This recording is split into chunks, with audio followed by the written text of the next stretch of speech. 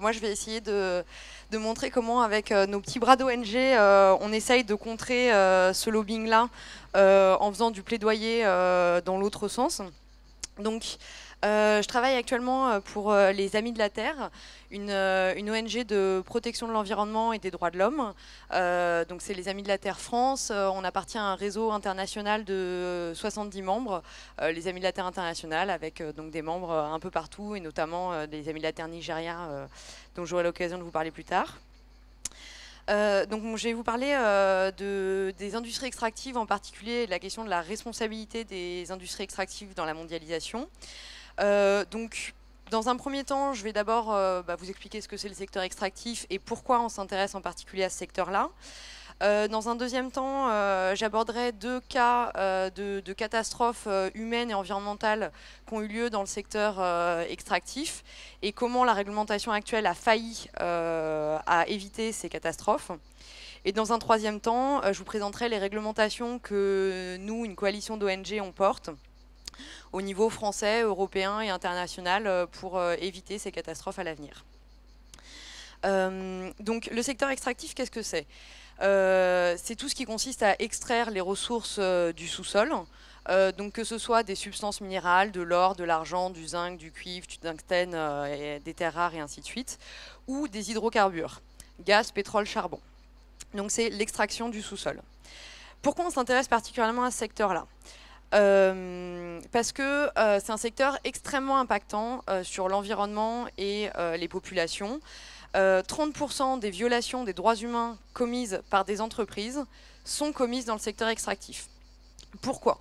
Donc on va prendre un exemple fictif, mais qui en fait rassemble un ensemble d'exemples réels. C'est une terre en Colombie où on découvre qu'il y a une ressource en dessous, que ce soit hydrocarbures ou minéral. Dans ce cas-là, les populations qui habitent sur place, on leur demande généralement pas leur avis sur est-ce qu'il faut ou non extraire cette ressource. C'est le gouvernement qui va décider, en accord avec des multinationales, d'extraire cette ressource. Donc, vu qu'elles ont leur terre sur leur maison sur ces terres, on va les déplacer, on va les virer. Donc c'est ce qu'on appelle l'accaparement des terres. Donc ensuite, une fois qu'on les a déplacés, on va commencer à exploiter la mine ou le puits de pétrole, ce qui va consommer énormément d'eau. Et donc généralement, ça réduit l'accès à l'eau de ces populations qui n'en avaient pas forcément déjà énormément. Et ensuite, cette eau, bien sûr, va être extrêmement polluée par les différents produits qu'on utilise pour extraire, arsenic, mercure, plomb, mais aussi parce qu'en fait, il y avait un certain nombre de substances qui étaient enfermées dans la roche et qui donc ne bougeaient pas. Et là, comme on va remuer tout ça, ça va sortir. Et donc, il y a pas mal de cas de substances radioactives qui vont se retrouver dispersées dans le milieu au moment de l'extraction. Donc bien sûr, ces substances, elles vont polluer les eaux, mais elles vont aussi polluer l'air et le sol, et les sols. Donc toute autre activité qui pouvait exister avant, comme de l'agriculture, de la pêche, de l'élevage ou du tourisme, mais en général impossible après, sans compter le fait que c'est des populations qui n'ont plus un accès à l'eau potable. Ah, si je perds mes notes, ça va pas aller. Et qui n'ont plus, le droit fondamental à un air sain. Par ailleurs, bien sûr, les profits, les bénéfices de cette exploitation vont aller aux élites locales, aux élites nationales et aux multinationales internationales, pas à la population. Et puis comme quand même ces populations, en général, ça leur fait pas excessivement plaisir, parfois elles se rebellent. Et donc quand elles s'opposent au projet, qu'est-ce qu'on fait ? On envoie l'armée. Soit carrément des militaires du pays, soit des paramilitaires qui sont financés directement par les multinationales pour faire régner l'ordre. On a eu le cas, cette fois qui est bien réel, en Colombie, d'une mine de charbon, à laquelle d'ailleurs EDF achète une partie de son charbon, où il y a eu 3100 assassinats liés à l'opposition de la population à la mine. Voilà, donc ça c'est les impacts au niveau local, qui sont des impacts humains et environnementaux. Et puis par ailleurs, bien sûr, finalement, les industries extractives, c'est ce qui sert à alimenter le système de surproduction et surconsommation qu'on connaît, que ce soit les hydrocarbures, vous connaissez tous l'enjeu climatique, ou sur les substances minérales, c'est l'enjeu de l'obsolescence programmée et de toutes les technologies qu'on consomme et qu'on surconsomme. Et donc le dernier problème de ce secteur-là, c'est qu'il est dominé par quelques entreprises multinationales extrêmement puissantes, parce que c'est un secteur où il faut beaucoup d'investissement, c'est très capitalistique. Donc pour vous donner un seul exemple, Glencore, qui est une des plus grosses entreprises extractives mondiales, qui est d'origine suisse, avait un chiffre d'affaires en 2012 de 100 milliards de dollars. Elle intervenait toujours en 2012 en Zambie, pays qui avait un PIB de 20 milliards de dollars. Donc autrement dit, quand le gouvernement zambien négocie avec Glencore les conditions de son installation, c'est un peu compliqué. Voilà, donc ça c'est pour faire le panorama global. Pourquoi on s'intéresse spécialement au secteur extractif? Parce qu'il est extrêmement impactant sur les humains et l'environnement. Maintenant, je vais prendre deux cas concrets où il y a eu des violations des droits de l'homme liées au secteur extractif. Donc les deux cas ont lieu au Nigeria. Le Nigeria, c'est un pays qui a des ressources en hydrocarbures, en pétrole très importantes, en particulier dans la région du delta du Niger. Et donc depuis les années 1950, l'ensemble des compagnies pétrolières s'y sont installées et opèrent en partenariat avec la compagnie nationale nigérienne là-bas. Donc le premier, c'est le cas de Shell. Donc Shell, c'est le plus gros pétrolier là-bas, qui intervient en territoire Ogoni et qui donc exploite le pétrole. Il y a eu en 2008 2 fuites massives des oléoducs qui se sont cassés, et donc pendant 2 mois, le pétrole s'est déversé dans l'environnement et donc dans le delta du Niger. Bien sûr, c'était des populations de pêcheurs, donc toute activité de pêche aujourd'hui est impossible. Shell a d'abord complètement nié sa responsabilité en disant que les oléoducs s'étaient cassés à cause d'actes de sabotage. Alors c'est vrai, c'est-à-dire que des gens, en gros, percent les oléoducs pour récupérer du pétrole et ensuite le revendre au marché noir. C'est vrai qu'il y a des sabotages au Nigeria. En revanche, le gros problème, c'est qu'aujourd'hui, les fuites des oléoducs sont uniquement enquêtées par Shell. Il n'y a aucune enquête indépendante. Donc des ONG ont fait des enquêtes indépendantes pour voir quelles étaient les causes des fuites. Et ce qu'il en ressortait, c'est que c'était principalement dû en fait, à un matériel vieillissant et qui était très mal entretenu, et pas du tout aux actes de sabotage. Donc d'abord, Shell a complètement nié sa responsabilité. Ensuite, en 2011, les communautés de ce territoire ont porté plainte devant la justice britannique, car Shell étant une entreprise anglo-néerlandaise, pour demander des réparations. Shell, à ce moment-là, a eu un petit peu peur qu'il y ait un précédent juridique, donc a préféré négocier, a indemnisé partiellement les victimes. Mais elle, ce qu'elle demandait aussi, c'était une dépollution de leur environnement, qui est aujourd'hui devenu complètement invivable. Donc ça, elles ne l'ont pas obtenu, parce que la plainte a été déboutée en deuxième instance au Royaume-Uni. Donc suite à ça, il y a eu une enquête des Nations Unies au Nigeria, qui a révélé que la dépollution coûterait 1 milliard de dollars et prendrait 30 ans. Et que Shell en était responsable et que c'était à Shell de faire le boulot. Et donc là-dessus, on n'a pas avancé depuis 2012. Donc il y a une plainte actuellement aux Pays-Bas qui est en cours, qui a été acceptée en première instance de une des personnes sur les 4 qui avaient porté plainte. Mais comme on le voit, c'est un parcours du combattant, à la fois pour que la plainte soit acceptée et d'autre part pour qu'ensuite il y ait une dépollution. Deuxième cas, Total. Total intervient dans une autre région du Delta, le territoire Egui.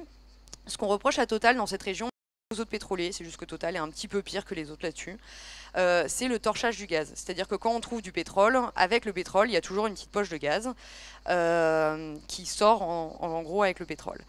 Et donc, ce gaz, on peut soit le récupérer et le réinjecter dans le sol ou le traiter et l'utiliser, soit le torcher.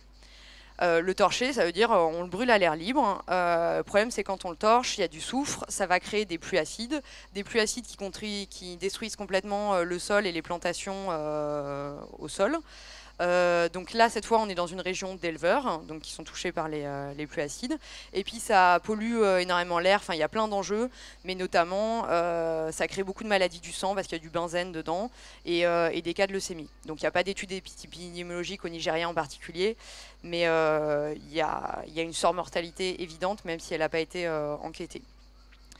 Et donc ne pas torcher, en gros, c'est possible, mais ça coûte cher. C'est ce qu'on fait en mer du Nord. Au Royaume-Uni, il y a une réglementation qui dit vous ne pouvez pas torcher le gaz, sauf des conditions très exceptionnelles. Donc il y a 6 à 14% du gaz qui est torché. Au Nigeria, il y a aussi une réglementation, mais comme elle n'est pas respectée, il y a 75% du gaz qui est torché. Donc c'est quoi la réglementation nigériane? C'est une loi de 1984 qui dit que le torchage est interdit, sauf cas très exceptionnels. Cette loi n'a jamais été respectée, donc les communautés ont porté plainte auprès d'une cour nigériane qui a dit en 2006, en effet, c'est interdit, le gouvernement nigérian doit forcer les compagnies pétrolières à arrêter le torchage. Jugement jamais suivi des faits. Par ailleurs, les compagnies pétrolières sentent bien quand même que ça se fait pas trop et puis qu'en plus elles peuvent très bien ne pas le faire vu qu'elles ne le font pas ailleurs. Donc elles ont pris des engagements volontaires pour réduire le torchage.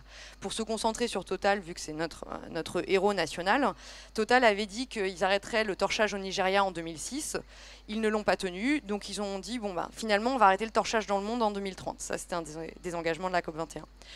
Donc là il y a une loi, mais qui n'est pas appliquée. Donc les entreprises prennent des engagements volontaires, mais non seulement ils sont complètement insuffisants, parce que dire on va arrêter le torchage en 2006, sachant que c'est censé être interdit depuis 1984, c'est quand même un peu se moquer du monde, et d'autre part, même ces engagements volontaires ne sont pas appliqués.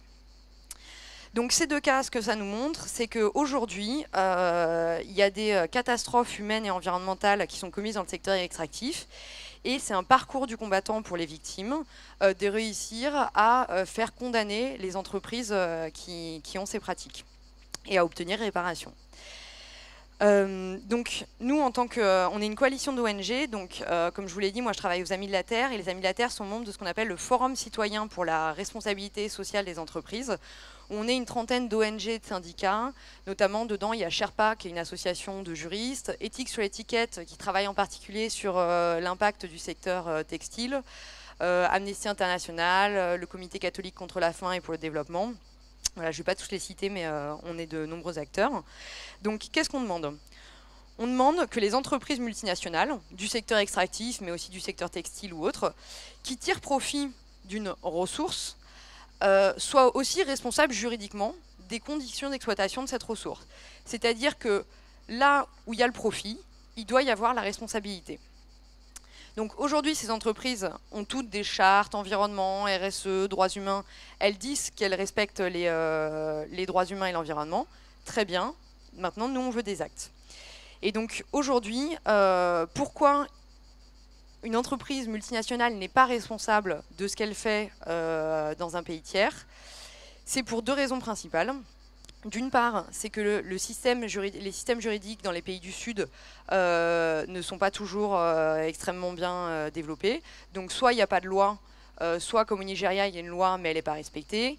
Et si jamais, souvent la justice est corrompue, si jamais elle n'est pas, le jugement n'est pas forcément appliqué. Donc ça, c'est la première faille, c'est le système juridique des États membres, des États tiers.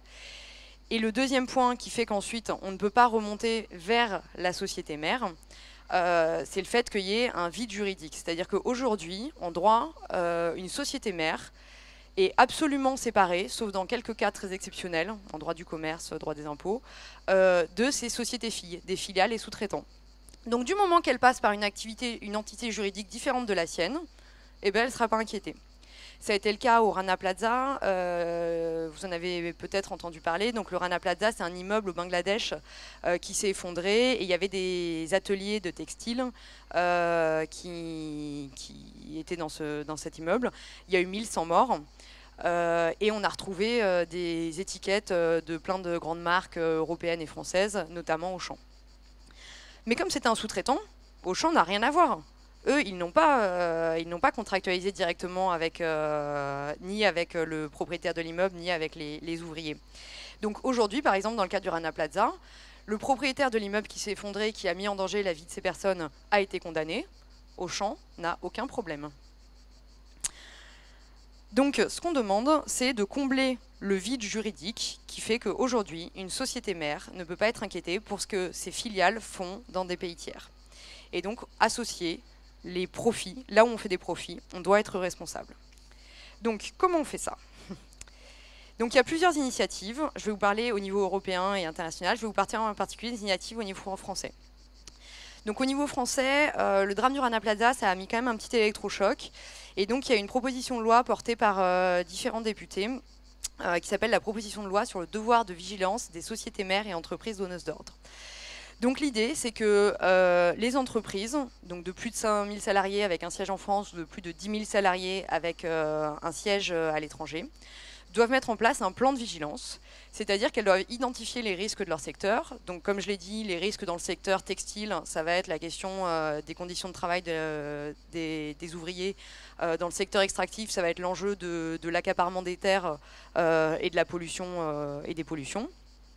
Elles doivent identifier les risques, définir des mesures pour éviter ces risques et les mettre en œuvre. Et si elles ne les mettent pas en œuvre, elles peuvent avoir une amende civile de 10 millions d'euros. Donc cette loi, elle n'est pas parfaite. Nous, on avait espéré avoir des mesures plus ambitieuses dedans, notamment l'inversion de la charge de la preuve, on pourra y revenir dans les questions. Mais c'est un premier pas. C'est un premier pas assez intéressant. On a eu une très très forte opposition au début de l'AFEP. Donc l'AFEP, c'est l'un des lobbyistes dont parlait Laura.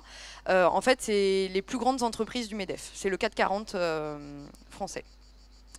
Donc le gouvernement au début était très mitigé. On a eu des... Enfin, au début, il était clairement contre. On a vu une lettre du président de l'AFEP, Pierre Pringuet, qui écrivait à Emmanuel Macron en disant « Cher Emmanuel, cette loi est tout simplement déraisonnable ». Donc il y a eu un fort lobbying contre. Aujourd'hui, le gouvernement français, avec la version remaniée de la loi, qui est un peu plus light, comme je le disais, la soutient.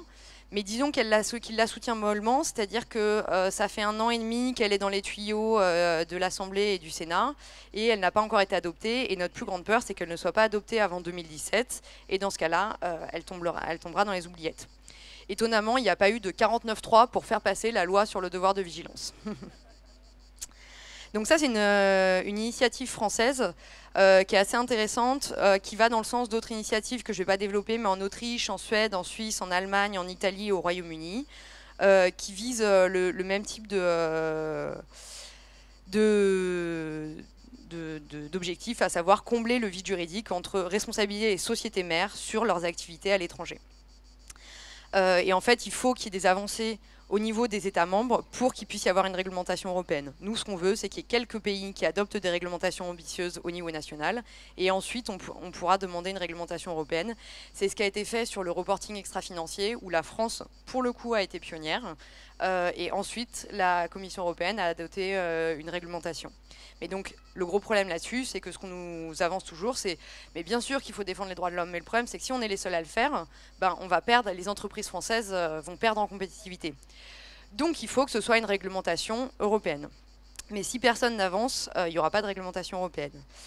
Et par ailleurs, deuxième élément, donc il y a une initiative dans le même sens au niveau de l'ONU, au niveau international.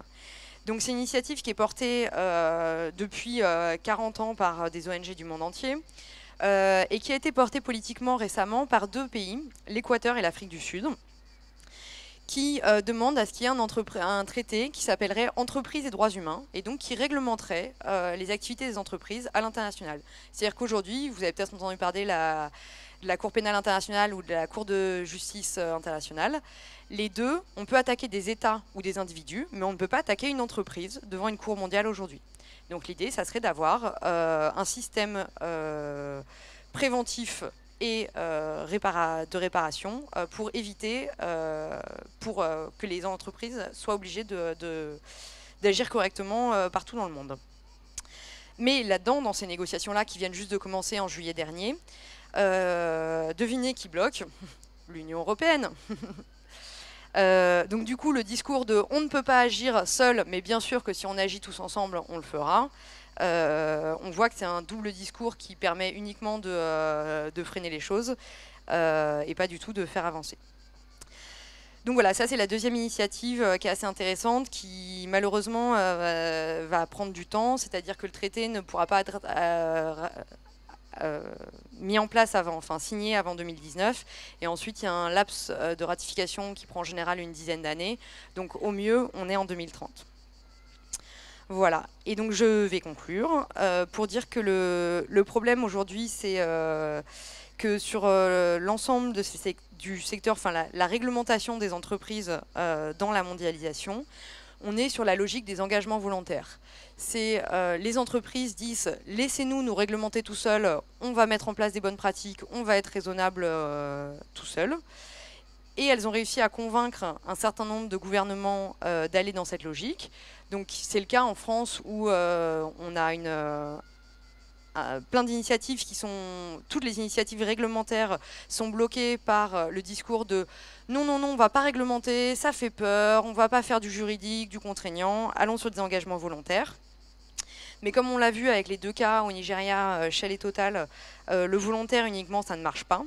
Il faut du contraignant, et donc c'est pour ça qu'on se bat pour des réglementations ambitieuses à ce sujet. Merci.